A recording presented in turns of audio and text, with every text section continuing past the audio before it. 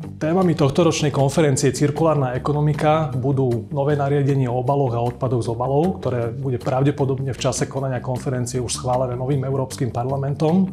A dozviete sa aj o inovatívnom slovenskom projekte Bioparku, ktorý sa nachádza neďaleko Lučenca, a o praktickom využití a recyklácii bioplastov. Novinkou tohtoročnej konferencie budú aj panelové diskusie, v rámci ktorých sa budete môcť rečníkov opýtať na všetky otázky, ktoré vás zaujímajú. Konferencia Cirkulárna ekonomika s podtitulom Na ceste k udržateľnosti sa bude konať 5. novembra v hoteli Lindner na Metodovej ulici. Som Michal Sebín, predseda sekcie obehového hospodárstva pri EZOPK, a na konferencii sa dozviete aj o činnosti našej sekcie za ostatný rok.